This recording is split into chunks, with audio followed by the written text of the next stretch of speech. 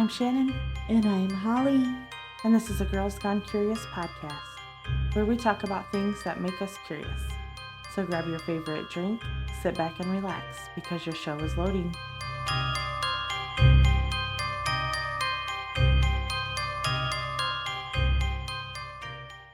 Today's episode includes the following trigger warnings: strangulation, torture, bodily harm, suicide, and murder. This podcast is not suitable for children. Please listen with care.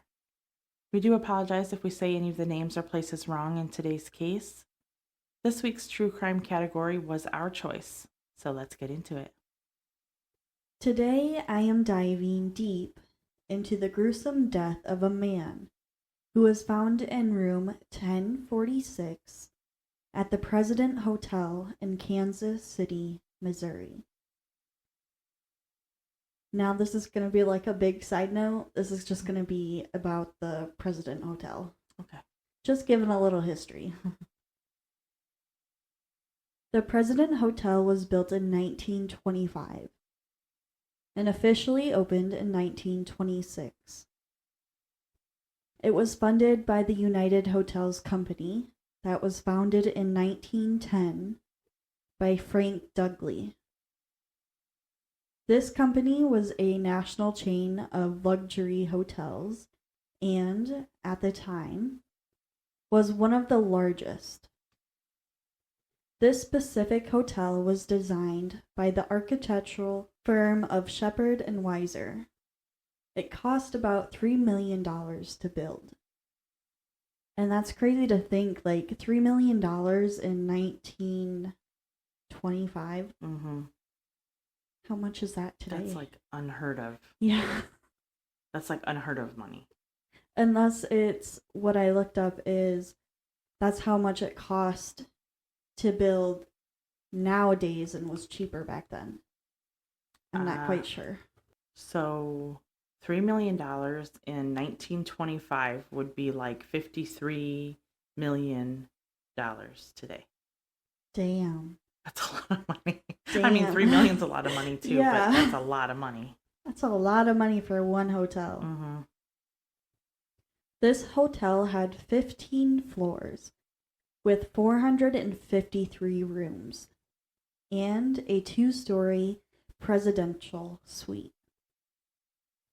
When it first opened, it was described as one of the most elegant and advanced hotels in Kansas City at the time. I can only imagine if it cost $3 million to build it. Yeah. This hotel would be used as a spot for multiple meetings. Along with having ballrooms, some of these rooms were called Aztec, Walnut, and the Congress Room. In 1928, the hotel was used for the Republican National Convention and was nominating Herbert Hoover for president. In 1941, the hotel would undergo renovations, their biggest project being the drum room. This would be a cocktail lounge with the theme of South Sea Island, whatever the fuck that is. I have no idea. I've never heard of South Sea Island. Yeah. Anyways, a big kettle drum would be placed in the middle of the room, which would be used as the bar. They would also put in an area for entertainment. Over the years, they would have many people come to sing and perform live. Some of these people were Frank Sinatra, the Glenn Miller Orchestra, Patsy Cline, Benny Goodman, the Marx Brothers, Tommy Dorsey, Dean Martin, Sammy Davis Jr., and Marilyn May. Out of all those, I've heard of like 2. Patsy Cline and Frank Sinatra. I've heard of those ones, but I don't know who any of the other ones are. The hotel wouldn't stay in business forever. With the loss of customers, it would close in 1979. It would remain vacant until 2002, when it was acquired by Ron Jury. After restoring its original 1940s appearance with some modern updates, it would reopen in 2006, going from over 400 rooms to only 213 modern rooms. It would be turned into one of the Hilton franchise's hotel. The hotel now goes by Hilton President, Kansas City. It is located on 1329 Baltimore Ave in Kansas City, Missouri. The hotel welcomes both local and travelers, along with holding weddings and conventions. Personally, I wouldn't get married here, though. I don't think so either. Not if it's on our true crime. Yeah. Now, this case is going to take place only 9 years after the hotel's first opening. On January 2nd, 1935, on a Wednesday, around 1:20 p.m., a man would check into this hotel. He would say his name is Roland T. Owen and would provide a home address from Los Angeles, California. He would pay for one night up front, and then he would continue paying up front for every additional night he stayed. Which is weird. Mm-hmm. But this whole case is weird. A lot of the hotel staff would describe his behavior as odd. He would specifically ask for a room on the interior side of the hotel, overlooking the courtyard facing away from the main street. He also appeared to have no luggage with him. Roland was described as a man in his 20s to 30s, with brown hair, a cauliflower ear, and a horizontal scar on the side of his head, which he tried to hide by combing his hair over the scar. He was well dressed in a dark overcoat or jacket. There's a lot of coincidence names. Like there's a lot of like the same names or similar names in this story. Randolph Probst, one of the hotel bellboys, would travel up the elevator to the 10th floor with Roland. Making small talk, Roland would mention staying at another hotel the previous night. This would be the Mulebach Hotel. He would claim that he decided to stay at the President Hotel because the Mulebach was just too expensive. At this time, a night at Mulebach would be around $5, which is about $100 now. So assuming that was the price for that hotel, the President Hotel had to be cheaper. I couldn't find out how much it really was per night at the President Hotel. Mini side note.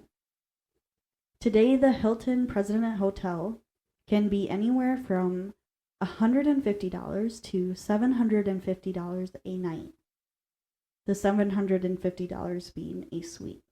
But it's more around about like 2 to 3 on average.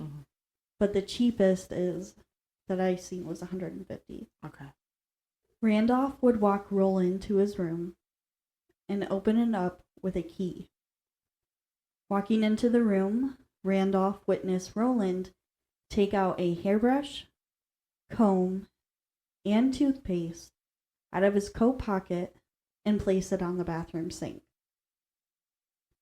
Both would then leave the room, and Randolph would lock it behind him before handing the key to Roland. The bellboy would return to the lobby while Roland left the hotel.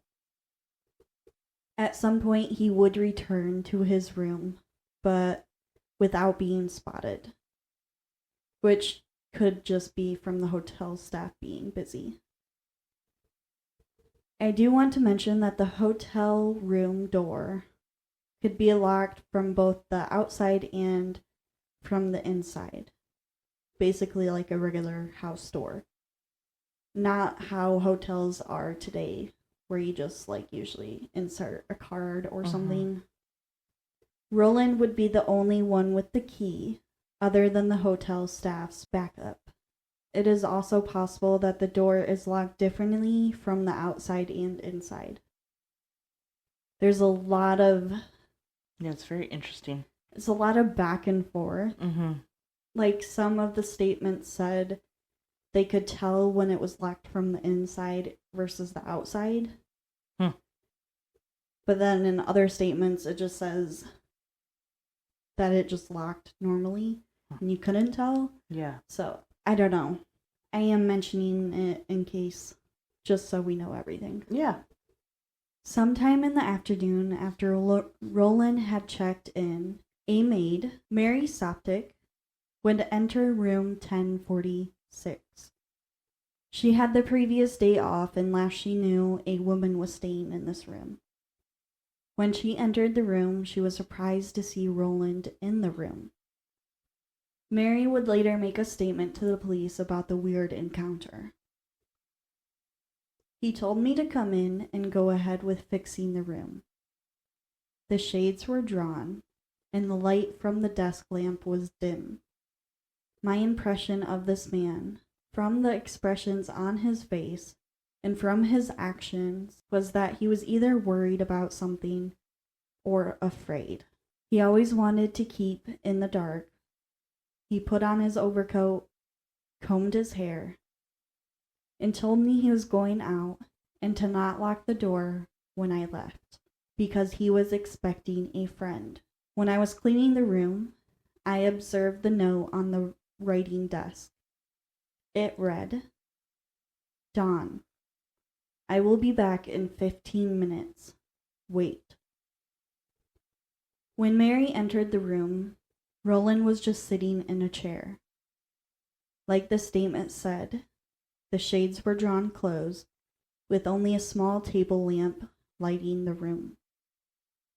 Roland seemed undisturbed by Mary.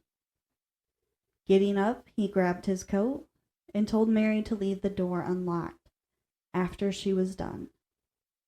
And she would do just that, leaving the door unlocked after cleaning. A few hours later, around 4 p.m., she would return to room 1046.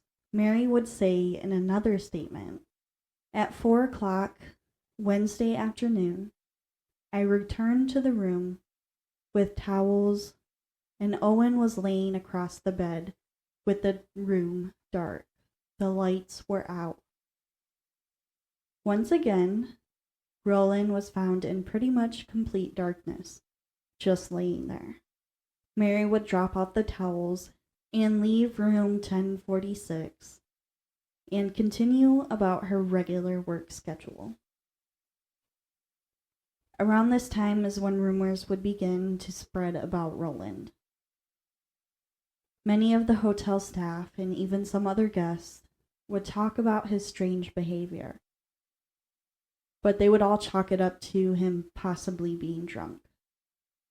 On January 3rd, the next day, so this is a Thursday, around 10:30 a.m., Mary would return to room 1046 once again, going through and doing a regular cleaning. However, this time the room would be locked. She figured he just stepped out, but when she unlocked the door, she found him once again in the chair, in the dark. Mary would find it weird that the door was locked this time. Mary's statement given to the police about the events on January 3rd. This is what she said. At 10:30 o'clock Thursday, I went to the room and unlocked it, believing the guest was out. I walked in and found this man sitting there with the lights off and the shades drawn. I realized after I unlocked this door that the man had been locked in from the outside. While in the room, I heard a conversation Owen had over the telephone. He was saying, "No, Dawn, I don't want to eat. I'm not hungry. I just had breakfast. So this is like one of the statements that like said it was locked from the outside. Mm-hmm. So that makes me think that the inside and the outside lock were different. Okay. While cleaning, Roland would make small conversation with her, asking if she was in charge of taking care of this whole floor. Also mentioning staying at a hotel previously and complaining about the price and his stay. She would finish cleaning and leave. It is believed that this Don person is the same person he left a note for the previous day. When 4 p.m. rolled around, Mary would return to drop off towels. Walking to the door, she heard two men talking on the other side, one being Roland, and the other one being a deeper, louder, and more gruff male voice. She couldn't hear what they were saying, so she just knocked on the door. The other male would ask who it is, and she would respond with pretty much saying housekeeping and that she had towels. The man would respond with, "No, we don't need any. We got enough." Mary thought this was weird because when she was cleaning earlier, she took all of the dirty towels. So she knew for a fact that there was no towels inside. But not being able to really do anything else, she just moved on. Later that same night, so January 3rd, around 11 p.m., a man would run into a strange man. Robert Lane was a city worker who was driving in the power and light district near the hotel when a man would run out in front of his car, flagging him down. This strange man was wearing an undershirt, pants, and shoes. I mean, I hope he's wearing all that. Right. Once Robert stopped, the man would apologize, claiming that he thought he was a taxi. The unknown male would ask Robert if he would be able to drop him off in an area where taxis were. Robert would agree, and after the man got into his car, Robert would say, "You look as if you've been in it bad." This man looked like he had a deep cut on his arm, and he was bleeding from it. He would respond to Robert's comment by saying something offhand about killing someone the next day. Oh, okay. Yeah, because that's totally normal. Mm-hmm. I mean, it is 1935, so... True. Robert would drop him off near an area where taxis came and went. Before leaving, this man would thank Robert.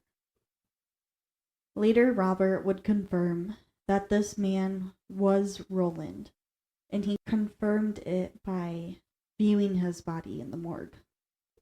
The night of January 3rd and into the early morning of January 4th, guests on the 10th floor would complain because of the loud noise.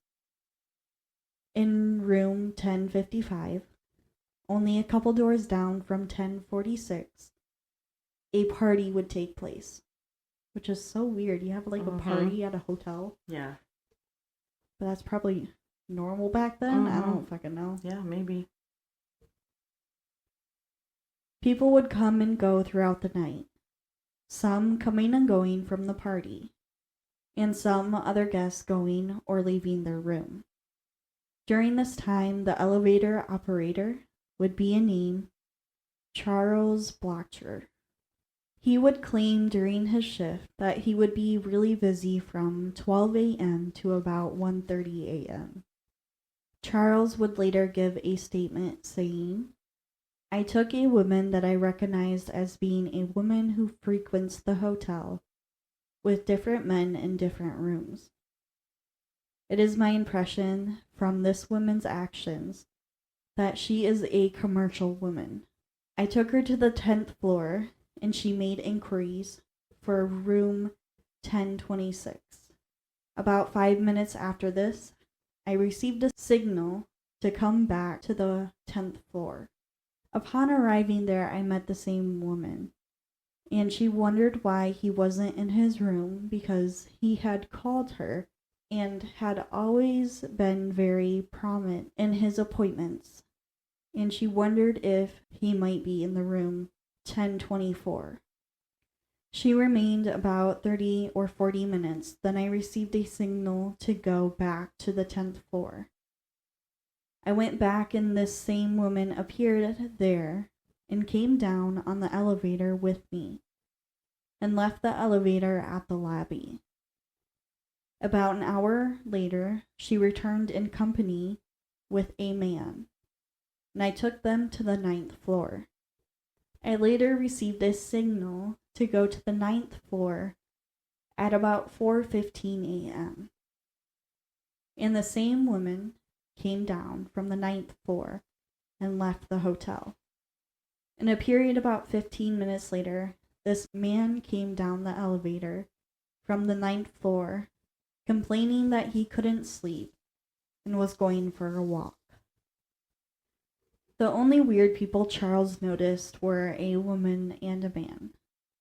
Like he said in the statement, she would come and go multiple times, and the man that accompanied her he had never seen before.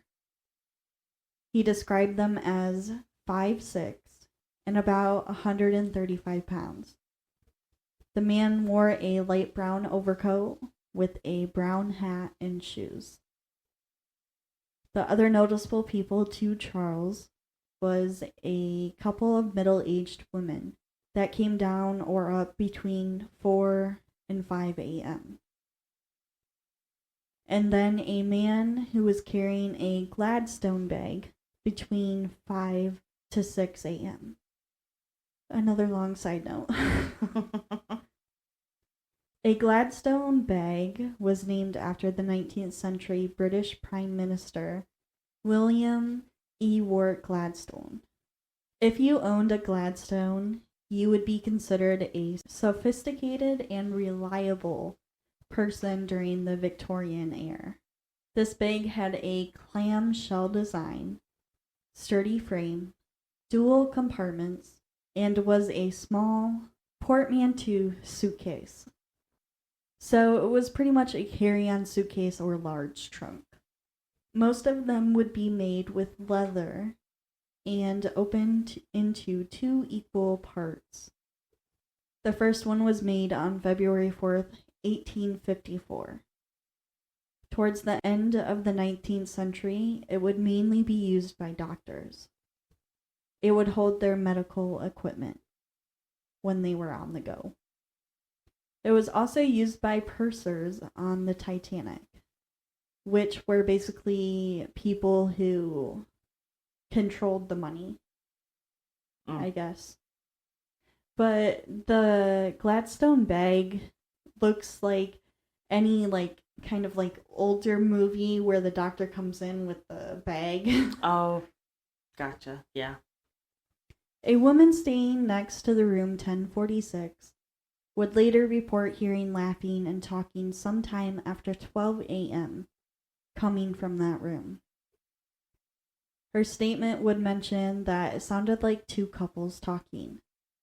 I don't know if that was 2 sets of males or 2 males and 2 females. It wasn't clarified. She just said it was 2 couples talking. Gotcha. In between 2 to 3 a.m. is when she claims that the conversation took a turn, and they would begin using abusive language. So I'm assuming swearing. And Yeah, that's what I would assume.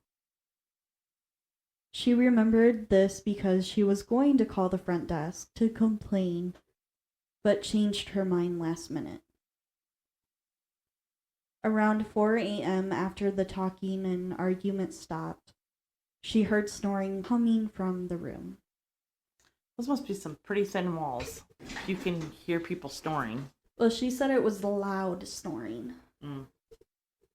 But also, how many rooms were on a floor? Like, how crammed did you make it? Because it said there was 400 and... Yeah, 400 something rooms. Yeah. That's crazy.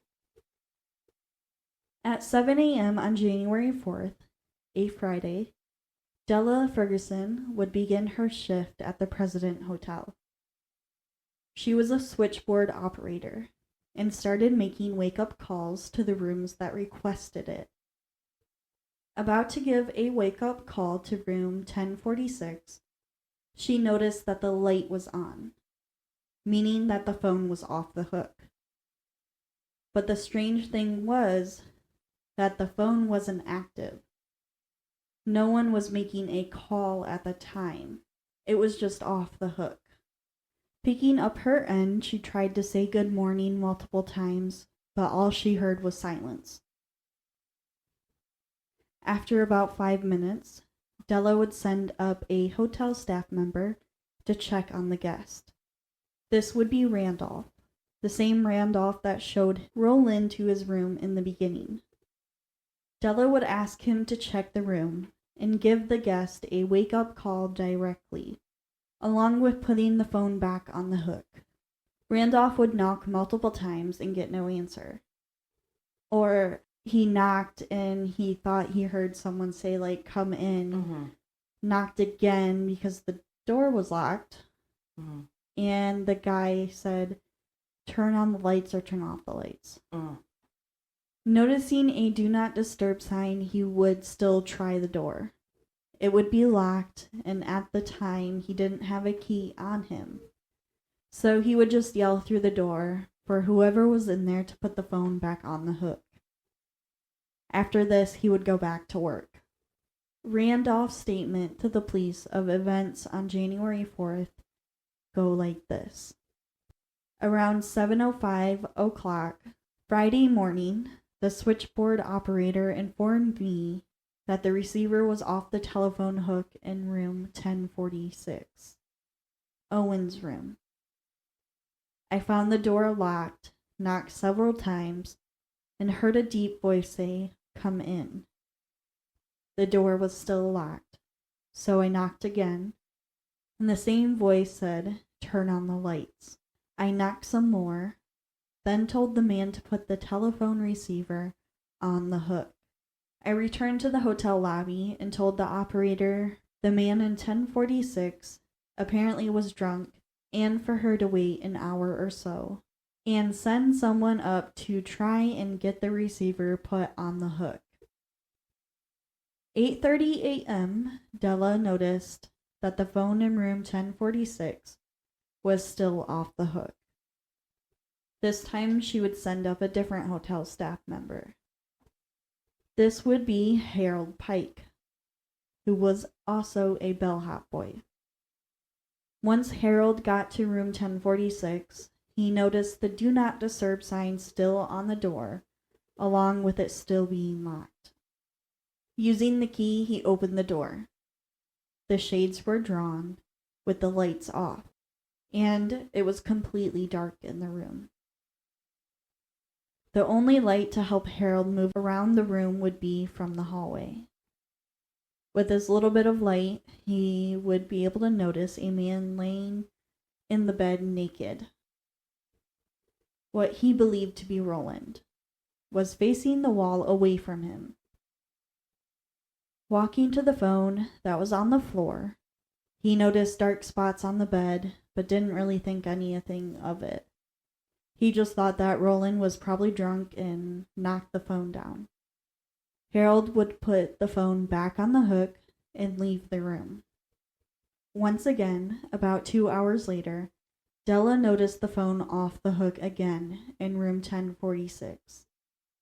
She would send up Randolph again. This time Randolph remembered the key, and what he walked into completely shocked him. This is Randolph's statement after going up to room 1046 for the second time. Then at 11:03 the operator told me to go back to 1046 and tell the man to put his receiver on the hook. I knocked loudly 3 times and got no response. I then used the passkey, and when I entered the room, the man was within 2 feet of the door, on his knees and elbows, holding his head in his hands. I noticed blood on his head. I turned the lights on, placed the receiver on the hook, and saw blood on the walls, on the bed, and in the bathroom. This frightened me, and I left the room immediately and informed Mr. Weaver, assistant manager of the hotel. He and the manager and myself returned to the room and opened the door about 6 inches. The man was against the door, and we could not open it further, so we closed it and left. And shortly after this, I saw the doctor and the police there. Room 1046 would be a wreck. There was furniture that was overturned, and blood splattered on almost every surface. Not really knowing exactly what to do, Randolph would get his manager. A few minutes later, or probably not a few minutes, but a short while later, after this, police would arrive with Dr. Harold Flanders of the Kansas City General Hospital. When they try to get back in the room, they are unable to at first. Roland appeared to position himself against the door in a way that was hard to get the door open. At some point, either Roland would move himself or they would be able to push their way into the room. I'm not quite sure if he got up or if they were just kind of pushed him out of the way. I'm not quite sure. Even though he seemed to be extremely injured, Roland gets up by himself and walks into the bathroom. He tries to get a drink from the sink. At this point, everyone would notice Roland had been bound. He had a white cord wrapped around his neck, wrist, and ankles. Dr. Harold would cut the binds to see that he had additional bruising around his neck, assuming he was strangled. Giving Roland a brief look over, he had multiple stab wounds to the chest. One included just north of his heart, and another one punctured one of his lungs. He also had multiple blows to the head that would later show a skull fracture. Dr. Harold would give Roland immediate treatment to at least try to stop the bleeding. While the doctor was treating Roland, Ira Johnson, a police investigator, would ask him questions.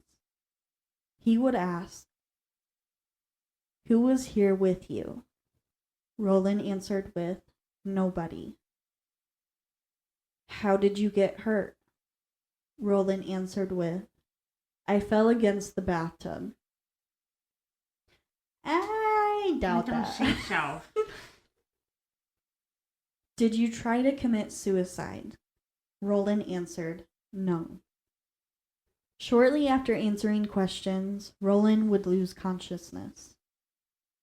Unfortunately, he would never regain consciousness again, entering a comatose state.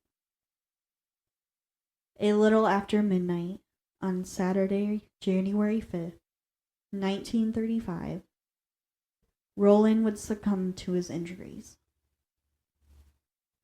He would only live for about 12 hours after he was found. Roland's death certificate would be signed by County Coroner Dr. P.H. Owen, who had no relation to Roland. Like I said earlier, just so many weird coincidences. Yeah. Roland's death was ruled a homicide. Roland had his wrist slashed and several bruises on the right side of his head. There was a significant cut to his right ear. His hands were bruised, indicating a possible fight before death. It seemed like Roland was tortured and suffered from his injuries about 6 to 7 hours before he was found in his room. They were able to determine this time estimate based on the amount of dried blood found. With everything found, they estimated the attack happening between 4 to 5 a.m.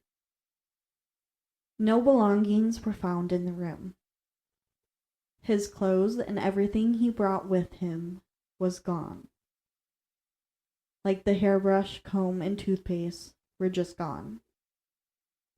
There was also no amenities, like soap or towels. There was no murder weapon found either. But they do believe that he was stabbed with a thin knife. Ira Johnson would tell reporters, "There is no doubt that someone else is mixed up in this." They believe that the argument and attack began sometime between 2 to 4 a.m., lining up with the statement the person next door made. They also believe that the loud snoring the person heard was actually Roland struggling to breathe from the punctured lung. Damn. Although it seemed like nothing was in the room, they did find some items. An unsmoked cigarette, a woman's hairpin, a necktie label for clothing, a safety pin, a bottle of sulfuric acid, and cords. The label was a nondescript item of clothing made by Botany Worsted Mills Company in Passaic, New Jersey. And remind you, this is Missouri. Right. The cords were wrapped in a white cotton and had the thickness of a thin pencil, about the size of a clothesline. Which, how does that line up to a thin pencil? Yeah, I don't know. This is weird. The knots that Roland was tied in were very simple. It was just a regular triple knot. 2 female fingerprints were also found in the room. One on an unbroken glass in the bathroom, and the other on the telephone stand. Investigators believe that the suspects left the phone unattached before leaving. And the only reason for this that I can think of is possibly so he wouldn't be able to call for help. Yeah. They would try to put Roland to rest, but with no next of kin, it was hard. They didn't even know if Roland was his real name. And guessing by what they couldn't find on him, they assumed it was just an alias. Police would broadcast his description in hope of someone coming forward knowing him. They described him as a white male in between 20 to 30 years old. The coroner estimated him to be in his 20s, whereas the hotel staff believed he was in his 30s. He was 5'10" and about 200 pounds. Brown bushy hair, blue eyes, and a scar on his head possibly from a burn. He would comb his hair over the left side to hide the scar. The scar was wedge-shaped and about 4.5 inches across, above his left ear. Looking at his hands, they said they were not hands used in labor. So I'm assuming they probably didn't have any calluses or something like that. Roland did have a cauliflower ear, and that made police believe that he was possibly a wrestler or boxer. Ira, the police officer, used to be a wrestler and noticed that Roland had an unusual underarm muscular development, which often comes from being a wrestler. They were also more inclined to believe that he was a wrestler instead of a boxer because his hands didn't look like a boxer's hands. So I'm assuming they didn't look like they were beat up all the time. Right. And I don't know if boxers even had the protective gloves in 1935. Yeah, I don't know. Many people would call in believing they knew Roland, but none of them would lead anywhere. A woman called the hotel asking for the description of the man, and she would say, "That's the man. He used to live in Clinton, Missouri." Before anyone could ask her further questions, she hanged up. Kansas City police would contact Clinton police asking about anything that may be related to Roland. There were no missing persons reports that looked like him, and no one else came forward. But there was one man by the name Roland Owen in that town, but he was alive and well. Which is so fucking weird. They would look into the person who was staying in the room next to 1046, the one that claims to have heard talking and argument. Her name would be Jean Owen. This is so fucking weird. She would not be related to Roland in any way, especially since his name most likely isn't actually Roland Owen. Jean was from a nearby town, Lee Summit. She came to Kansas City to visit her boyfriend and go on a shopping trip. They were both questioned separately, and both their stories lined up. Police sent the fingerprints found in the room to the Department of Justice by wire photo, but there would be no matches found on record. They would publish photos in newspapers and wire services available of sketches of Roland. There was still nothing. They were unable to identify Roland. And I'm just calling him Roland because that's what keeps it easiest. Checking into the Muleback Hotel for Roland's stay, it does show him staying there December 31st to January 1st. However, it would be under a completely different name, Eugene K. Scott. They would compare the writing from Roland and Eugene, and it was almost identical. Looking into this name, they would still come up with nothing. Hotel staff at the Muleback Hotel remembers Eugene, or Roland, checking in with a small bag. Police would try to find this bag, but have no luck.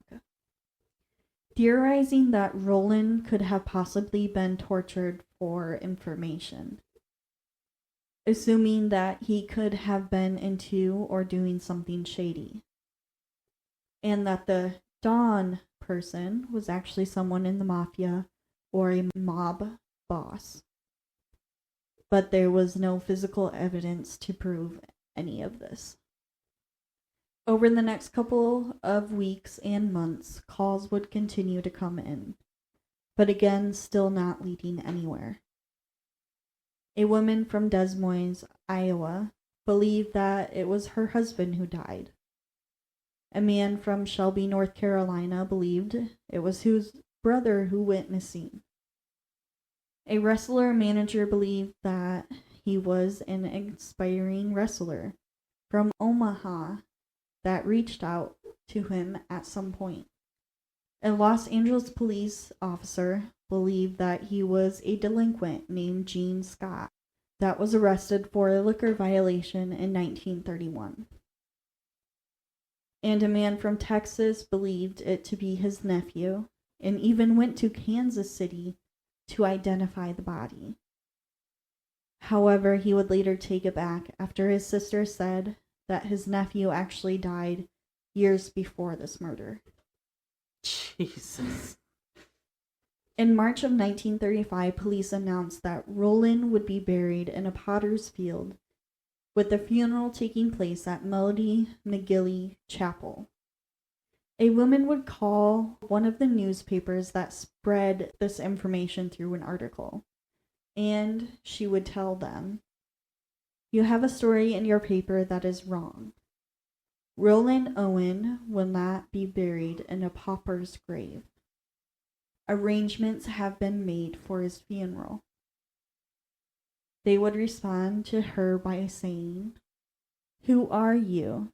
Who's calling?" She would respond with, "Never mind, I know what I'm talking about." They would ask her one last question: "What happened to Owen at the hotel?" She would say, "He got into a jam." And then she would hang up, never calling again. Staff that worked at the funeral home Roland was at got a call from an unknown man. This man claimed to have known Roland and would proceed to pay $25 to help with the funeral, delivering the money in the mail with no return address. He would say that Roland was seeing his sister and he was unfaithful, so he killed him. In return for paying for the funeral, he requested that he be buried at Memorial Park Cemetery to be near his sister. You fucking killed him, but yet you want him buried near your sister? Yeah, so weird. The same unknown male would pay for a $10 floral arrangement, which was a wreath of 13 American Beauty roses. The card attached said, "Love forever, Louise." Police would try to find this caller and his sister, but would be unsuccessful. The call would be made from a payphone. The money was wrapped in a newspaper, then put into a blank envelope with no note. They would even station undercover cops pretending to be grave workers to watch Roland's grave, to see if anyone would visit his grave, and no one did. In late March, a couple would be picked up and questioned, but it was determined that they knew nothing. Days, weeks, and months would pass. The coverage on this case would be replaced with new cases, and it would remain unsolved in the police records. Leads would come and go, but nothing solid would stay. That is until a family friend of a family who was looking at the local Sunday paper, and in this paper there was an article with a strange unsolved murder that happened the previous year. The sketch of the person looks a lot like someone they knew. In fall of 1936, a female named Ruby Ogletree would reach out to the Kansas City police, giving pictures of her son. Police believe that Roland was actually her son, Artemis Ogletree. Now, there is a possibility that Roland isn't Artemis, but it's also possible that he is Artemis. Unfortunately, this case happened before DNA confirmation was a thing. However, police and the Ogletree family believe strongly that Roland was Artemis. So if he is Artemis, who is he? Exactly. Artemis Ogletree was born in 1915. He was one of 3 children of Leon and Ruby Ogletree. When he was born, they lived in Florida, and at a couple years old, they moved to New Orleans, Louisiana. Then moving again to Augusta, Georgia, and finally settling into Birmingham, Alabama, when Artemis was in his teenage years.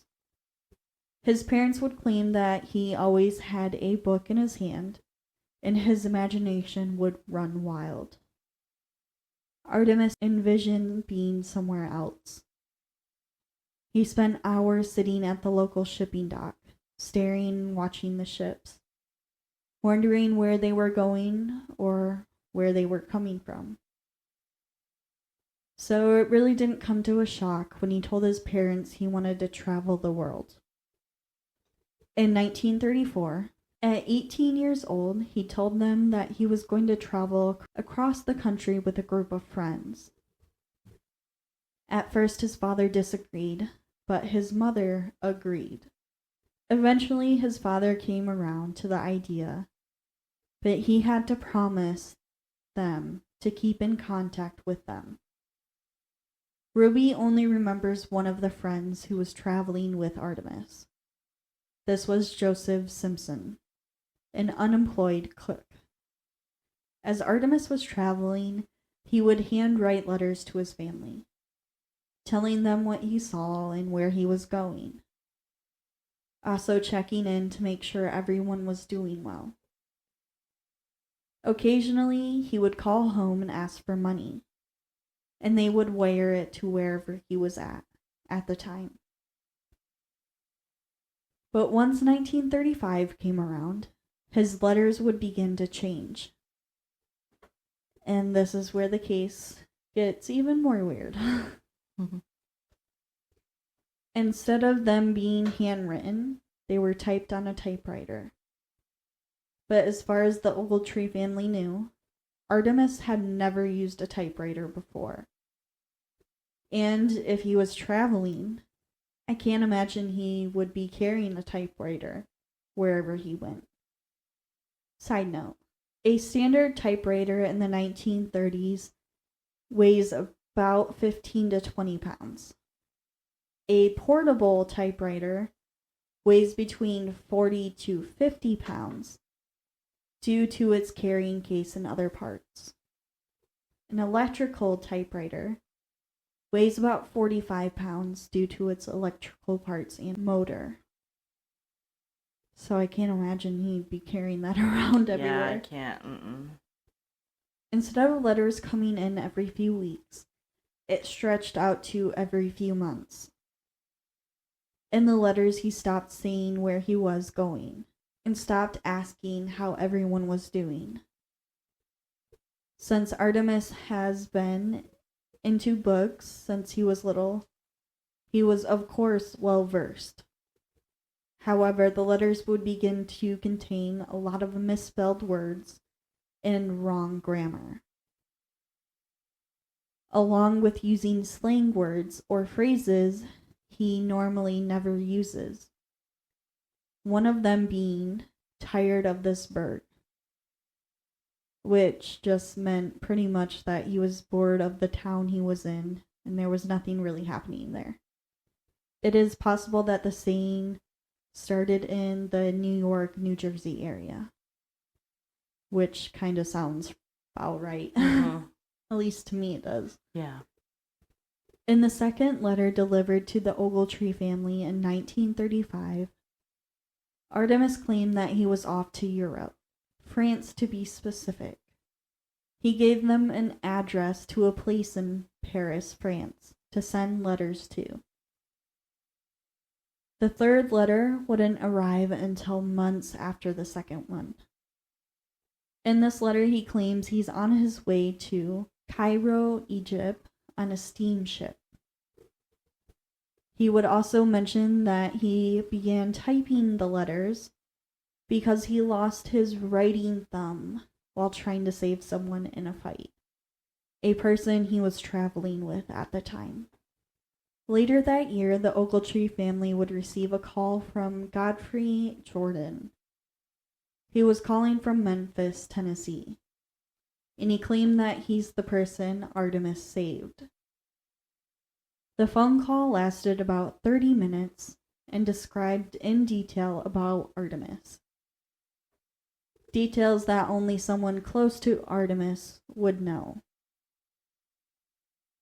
He also explained how Artemis lost his finger while saving him, along with telling the family that Artemis is actually living well in Egypt, claiming that he married a wealthy woman.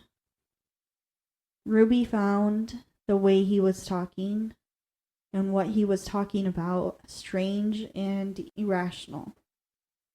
The Ogletree family would try to validate anything that Godfrey told them, but there was no records of Artemis traveling or being anywhere in Europe. At this point, Ruby would try to report this to the police, sending in photos of Artemis in hopes they will find him. She would even try to report him missing to the FBI. However, nothing was really done. They would send multiple letters to the address given to them in Paris, but all of them would come back unopened. And this is where, sometime in 1936, Ruby would see the article on the unsolved murder of Roland. After sending the photos to Kansas City to confirm Roland was Artemis, Ruby would travel to Kansas City. She would talk to police and hotel staff to try to understand what happened, to see what his last few days and hours were like. They would help arrange for Artemis's remains to be exhumed and reburied close to his home in Birmingham, Alabama. But even as they were doing this, the letters would continue to show up from the supposed Artemis that they didn't believe was him. The letters would claim that he is still traveling, and the last letter they would receive would claim he was in Bombay, India. Once Artemis was identified, police released an announcement claiming they had someone in interest. Someone who was with him at least 3 different hotels. They would say, "We traced Ogletree and his friend through 3 states, and we know where they were in Kansas City. The friend left right after the killing and hasn't been back here since. We have no clue involving any woman in the murder at this time." In summer of 1937, police had one suspect in mind, but didn't release any information on it. They didn't want to tip the suspect off in any kind of way. They believed the possible suspect was a man named Joseph Ogden. Not to be confused with the one that was traveling with Artemis in the beginning. That was Joseph Simpson. Another fucking coinky-dink. Or is it? Right. Joseph Ogden worked as a dishwasher and cook. Police felt like this was the murderer for a while, but they weren't able to find him. Joseph Ogden would use many aliases. Keeping his first name, he would change his last name. Like, instead of Joseph Ogden, he would go by Joseph Martin. Ogden would get arrested for a separate crime he committed in a different state. He was found getting rid of evidence of a murder in New York. Oliver George was tortured and murdered by Ogden. His body was found in a crate that was being shipped to Memphis, Tennessee, which is the same place the person Godfrey said he was from. Is that just a coinky-dink? I don't think so. Oliver was rumored to be a thief and a drug dealer. But honestly, that doesn't matter because he probably didn't deserve to be tortured to death. Yeah. At first, Ogden denied killing Oliver, but when shown all the evidence they had on him, he confessed. He would be sentenced to 20 years to life in prison. Police in New York didn't believe that this was Ogden's only kill. The police here and in Kansas City would get into contact, and Kansas City would finally be able to question him. The links connecting Ogden to Artemis would be that he was traveling with him. Ogden almost matches identically to a description hotel staff gave police of this person seen with Artemis. He was also shipping a package to Memphis, and he was from the New York, New Jersey area. So if the slang and the letters are from that area, that would link him as well. And lastly, Ogden did go by an alias, Donald Kelso, around the time Artemis was found. And if you remembered, there was Don. Mm-hmm. However, even with all this information, for some reason, Ogden is not charged with Artemis's murder. And they would never say why. The only reason I can think of is because there isn't enough physical evidence. Ogden would be the only suspect police would believe that did it. Ruby believes that Ogden isn't the murderer. Instead, she believes it was Joseph Simpson, the friend that left with Artemis when he began his travels. Simpson claims that he and Artemis went their separate ways once they got to Los Angeles. But Ruby thought this was weird because they had been traveling months together, and they just decided to go their separate ways. She didn't believe that. Ruby would try to talk to Simpson for years, but he seemed to always avoid her. Until 1939, when they would talk. It doesn't say if their meeting was in person or over the phone. But after the conversation, Ruby would write to the Kansas police saying, "In talking with the boy, Joe Simpson, I was reasonably convinced that he is the person that talked to me from Memphis, Tennessee, 7 months after my son was killed." Kansas police would do nothing with this information. They would pretty much cast it aside, not believing anything Ruby said. And this is pretty much where the case stands. It is still considered unsolved. And even though it's a high possibility that this man is Artemis, it is not 100% confirmed. So I have a couple mentionings. In 2012, a historian at Kansas City Public Library got a call sometime in 2003 and 2004.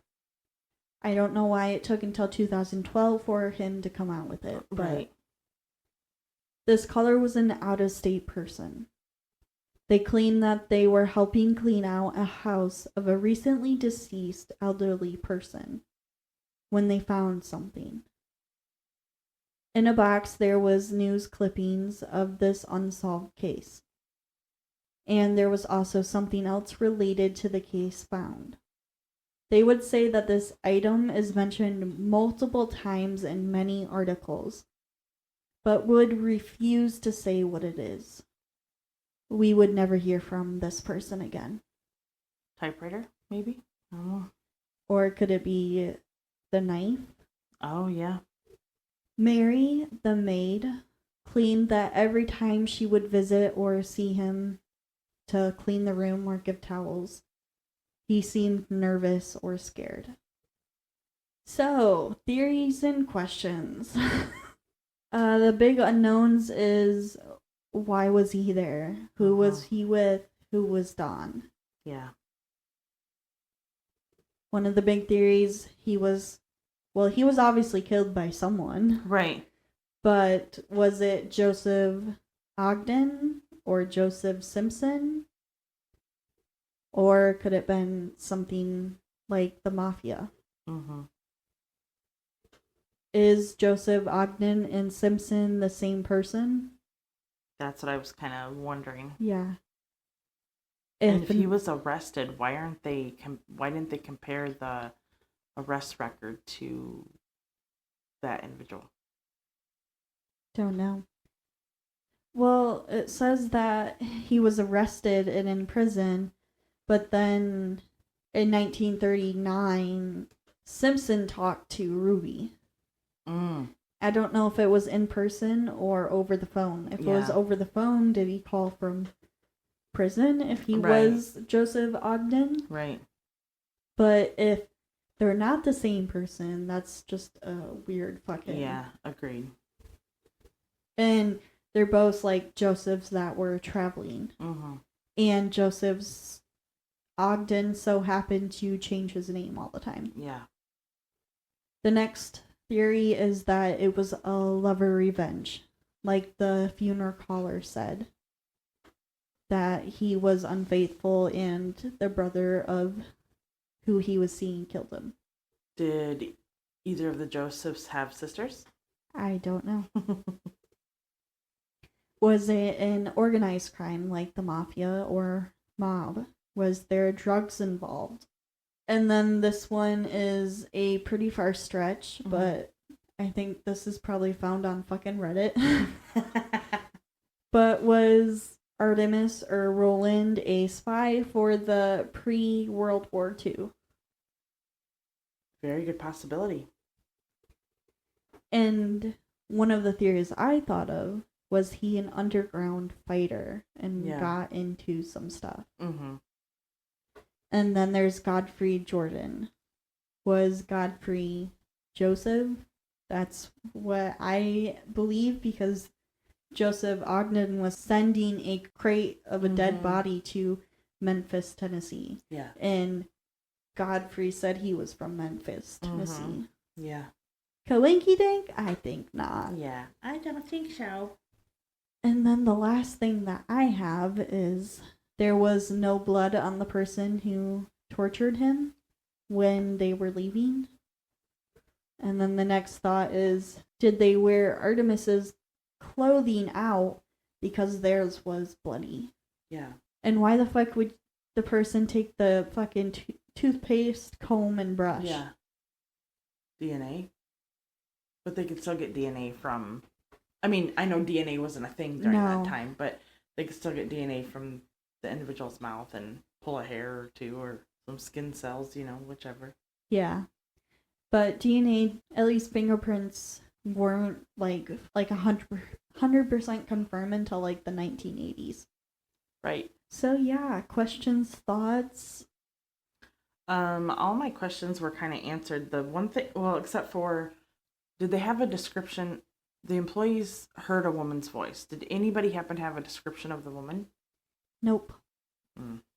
Not that I know of. And it was the woman possibly the one that was coming and going because she was a woman server. Yeah. Lady of night. Yeah. And what's up with who the hell locked the door from the outside? Yeah. So either they had to have his key, which he had his key. So was it an employee that locked the door? And the one said that he was a dishwasher or a cook or something like that for the hotel. So was it him?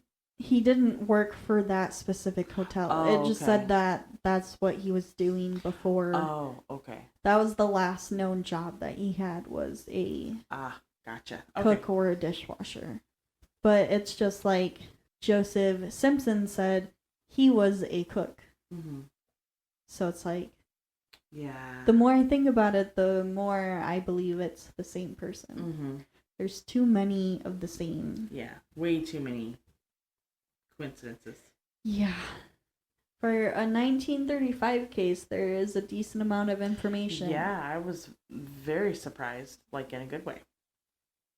But not enough information to solve it. Right, and that's where it's like, damn. Another thing I keep asking myself, is this Roland person actually Artemis? Yeah. That's what I was kind of wondering too, like... There is a possibility that Artemis really just went to Europe and moved on with his life, with doing whatever the fuck he was doing. Right. And if you do lose your thumb or whatever, what else do? You adapt and learn what you can. Right. But then again, it's like there's too many coincidence with That's Joseph. where I'm having a problem with, is there's too many similarities. To me, I feel like this Joseph, whether it's Ogden or Simpson, the same person, whoever the fuck this person is, they tried to make it seem like Artemis or Roland was still alive. Yeah. And it just so happened that the letters ended probably around the same time that he went to jail. Yeah. Coincidence? I think not. Right. Oh, man. And of course he's not going to write them from jail, because then it's paper trail. Yeah. From that instance. Is that all your thoughts and questions on this case? Yeah. Yeah, I thought I would have more, but I pretty much right there with you.